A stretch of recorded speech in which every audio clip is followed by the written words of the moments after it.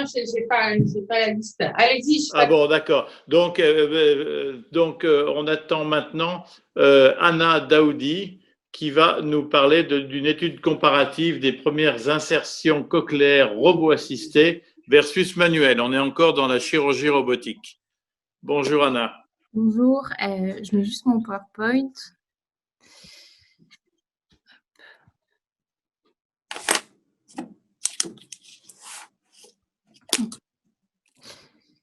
Monsieur le Président, chers confrères, Monsieur, Madame, les membres de l'Académie, merci de m'avoir donné l'opportunité de vous présenter un des travaux que j'ai réalisé en partenariat avec le service ORL de la Pitié-Salpêtrière qui a porté sur les premières insertions cochléaires réalisées à l'aide d'un robot. Ce travail a été dirigé par les professeurs Nguyen et Sterkers. Juste un bref rappel sur la chirurgie otologique qui porte sur la chirurgie de l'oreille moyenne à ce niveau-là, avec la chaîne ossiculaire et l'oreille interne avec l'organe de l'audition, la cochlée.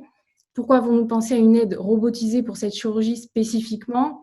Tout d'abord parce que elle concerne des organes de très petite taille avec la chaîne ossiculaire et deux osselets que vous pouvez notamment voir là qui mesurent quelques millimètres, également la cochlée qui mesure entre 8 et 10 millimètres selon les patients. Qui dit petite structure dit espace de travail réduit avec un seul opérateur possible et donc seulement 2 mains pour opérer sans aide possible.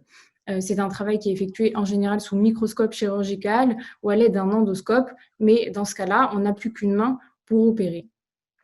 Les mouvements sont amplifiés et même un petit mouvement comme un tremblement de faible amplitude peut entraîner des répercussions fonctionnelles importantes comme une baisse ou une perte de l'audition. Nous avons donc, pour répondre à ces problématiques, développé un bras robotisé dans notre unité de recherche qui est aujourd'hui située à l'Institut de l'audition à Paris, un bras robotisé spécifiquement dédié à la chirurgie otologique, qui présente aujourd'hui 6 degrés de liberté, qui est télécommandé par une souris 3D, et son bras peut porter l'endoscope, donc ça permettra au chirurgien d'avoir ses 2 mains libres pour opérer ou porter un instrument. Il a obtenu le marque HE en 2016 et est couramment utilisé au bloc opératoire dans le service d'ORL de la Pitié-Salpêtrière depuis un peu plus d'1 an. Il est utilisé pour toute la chirurgie de l'oreille moyenne et l'implantation cochléaire que nous allons développer. L'implant cochléaire, donc c'est un dispositif implantable qui est indiqué chez les patients ne comprenant plus la parole avec une surdité profonde.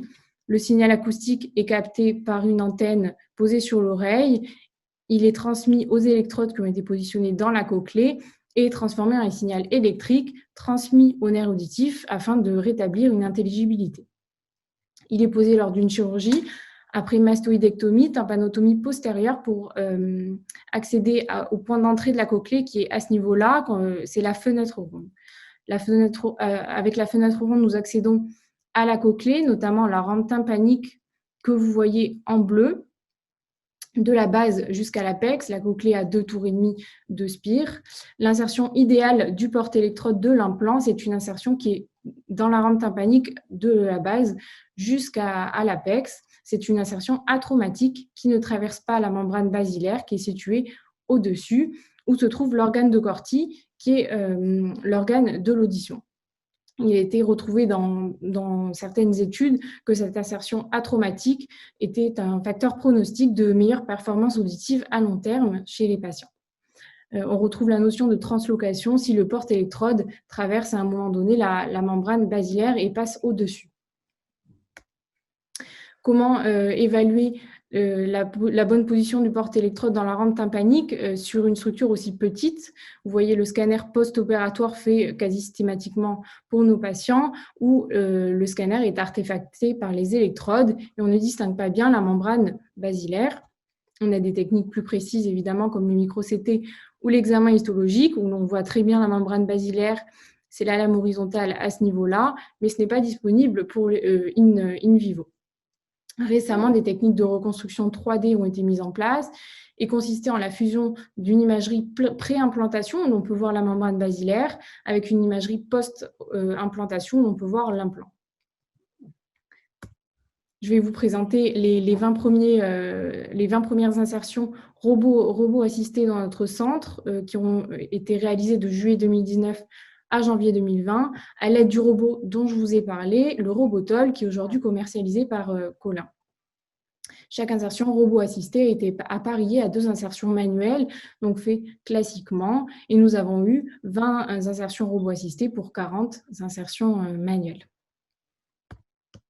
Voici les types de portes-électrodes que nous avons utilisés pour les implantations. Donc, on avait 2 types de portes-électrodes qu'on appelle droits, le cochléar, l'AB Slim J. Ce sont des portes-électrodes très souples, très fins, qui font 0,3 à 0,2 mm de diamètre en distal.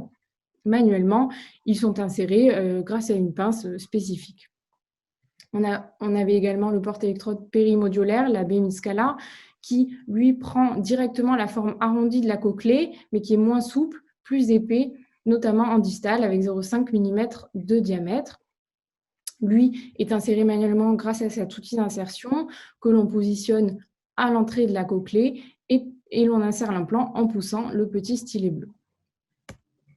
En ce qui concerne la technique robot assisté, elle a été totalement robot assistée avec les 2 porte-électrodes droits. Donc, vous voyez le porte-électrode à ce niveau-là, relié au bras robotique par un outil d'insertion spécifique. Le porte-électrode est placé à l'entrée de la cochlée par le robot et l'insertion est faite également par le robot. Par contre, l'insertion a été partiellement robot assisté seulement pour le porte-électrode périmodulaire, c'est-à-dire que le porte-électrode était placé à l'entrée de la cochlée également par le robot, mais l'implant était poussé manuellement en poussant le petit stylet bleu. Voici un exemple d'insertion robot assistée. Donc, vous voyez l'entrée de la cochlée, la fenêtre ronde, après avoir fait une mastoïdectomie, une tympanotomie postérieure. Le porte-électrode commence à être inséré à l'intérieur de la cochlée. Il est relié au bras robotisé que vous voyez là. On a les 2 mains libres, donc on peut changer, bouger le microscope de place si l'axe ne nous convient pas. Et l'insertion est faite de façon constante et lente à peu près 0,2 à 0,3 mm par seconde. Pour comparer, voici une insertion faite manuellement.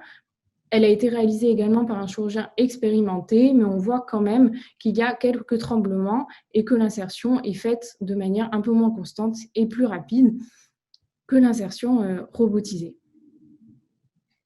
Voici notre méthode d'analyse de la position du porte-électrode. C'est une méthode qui a été comparée à l'analyse histologique et validée par Torres et collaborateurs en 2017. Donc, on a le scanner pré-implantation, on reconstruit le vestibule et la membrane basilaire. Le scanner post-implantation, on reconstruit également le vestibule et cette fois l'implant cochléaire. Les 2 images sont fusionnées en utilisant le vestibule qui ne change pas avant et après l'opération. Et on retrouve la position de l'implant par rapport à la membrane basilaire. Dans ce cas-là, c'est une vue du dessous de la cochlée où on voit que les électrodes sont situées sous la membrane basilaire. Toutes les électrodes sont donc correctement insérées en rampe tympanique comme souhaité. Voici un exemple d'insertion cette fois avec une translocation. La cochlée vue du dessus cette fois.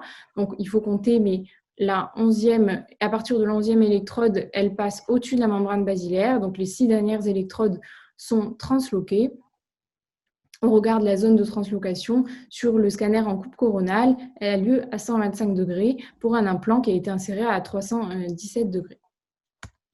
Voici les résultats que nous avons obtenus pour le porte-électrode droit qui était totalement robot assisté. À gauche, le groupe robot. À droite, le groupe manuel. On avait le cochléar et le Slim J. Chaque porte-électrode est représenté de façon linéaire, donc de la fenêtre ronde, de l'entrée de la cochlée à son apex. Les électrodes vertes sont correctement insérées en rampe tympanique, les électrodes rouges sont transloquées. Quand on regarde le taux de translocation, c'est-à-dire le nombre de porte-électrodes avec une translocation, on a retrouvé 19% de translocation dans le groupe robot contre 31% dans le groupe manuel, chiffre qui n'est pas revenu significativement différent. Par contre, quand on regarde le pourcentage d'électrodes transloquées, donc le nombre d'électrodes transloquées sur le nombre d'électrodes globales, il a été significativement plus faible dans le groupe robot et ça se voit un peu à l'œil nu. On a plus d'électrodes rouges dans le groupe manuel avec 7% d'électrodes transloquées pour le groupe robot, et le double dans le groupe manuel, 16% d'électrodes étaient transloquées.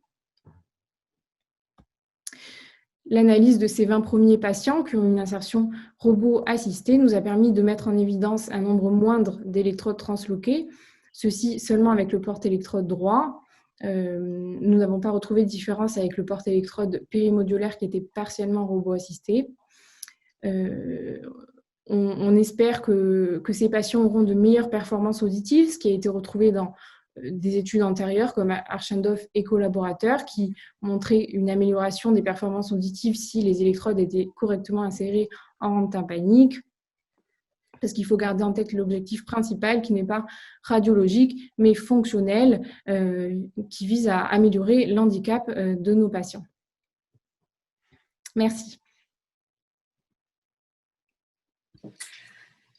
Merci. Merci beaucoup, Anna. Cette présentation est assez bluffante.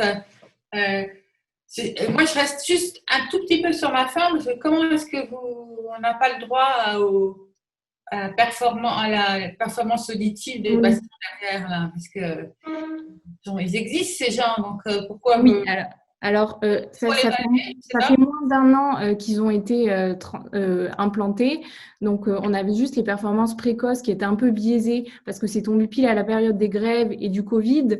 C'est des gens qui ont besoin de rééducation. Hein. C'est pas comme les lunettes où on les met et on voit directement. Il y a de la rééducation orthophonique qui est un peu longue. Donc, les résultats précoces à 3 mois post-opératoire étaient similaires dans les deux groupes. C'est pour ça qu'on préfère attendre au moins un an pour regarder les performances auditives à long terme. Mais ça fait pas encore un an que tous les patients ont été opérés. C'est pour ça que je vous les ai pas mis. Merci beaucoup. Est-ce qu'il y a d'autres questions? S'il vous plaît, juste une petite question, savoir quel pourcentage de translocation pour diminuer le résultat auditif? Il n'y a pas de pourcentage en fait décrit, mais il y a certaines études où ils disaient que les patients avec moins d'électrodes transloquées avaient une meilleure performance sans qu'il y ait un chiffre qui ressorte parce que c'est un résultat qui n'a pas été montré dans toutes les études, qui est encore discutable. Ça dépend d'autres choses, ça dépend de la motivation du patient pour la rééducation, de la cause de la surdité aussi. Il y a par exemple, les patients avec une surdité post-méningite auront de moins bonnes performances, donc c'est assez discutable. Merci. J'aimerais vous poser une question extrêmement brève. Vous répondez par oui ou non. Il y a quand même une assistance manuelle qui consiste à mettre l'électrode juste en face de l'orifice. Et puis après, c'est le robot qui va insérer le… Est-ce que c'est comme ça que ça se passe? Le porte-électrode, il est positionné avec le bras robotique. D'accord, mais c'est une assistance manuelle, quoi. Vous positionnez le bras robotique à cet endroit. Ah non, c'est on le positionne grâce à la souris 3D. Hein, d'accord, voilà, très bien. Ok. Bien, merci beaucoup.